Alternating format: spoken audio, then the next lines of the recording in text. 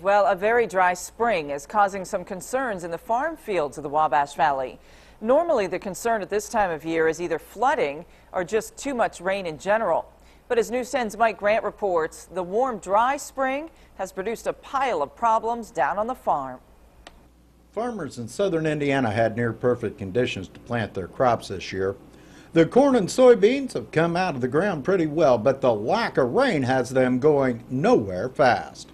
Dr. Dan Eagle with Purdue University says the lack of rain is becoming a concern in some corners. But in sandy soils, I think there are probably some growers that are going to be worried about this pretty quickly.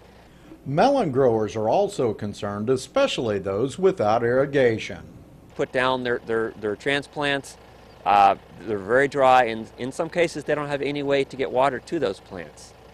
Even irrigated fields are having issues because the roots from the small transplants are having trouble reaching the water they need.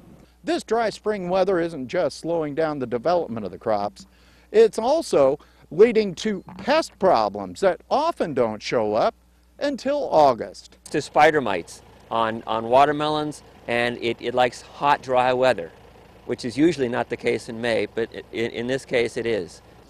Emerging crops aren't the only ones having water problems. The wheat crop is maturing too fast and could wind up hurting the yields. Simply put, whether it's corn or soybeans or melons, what's really needed now is a good soaking rain. Crossing our fingers and hoping we get that rain, and gosh, even some cloudy weather at this point might help the plants. Because these dry conditions are turning a healthy start into a worrisome season. In Knox County, I'm Mike Grant, News 10.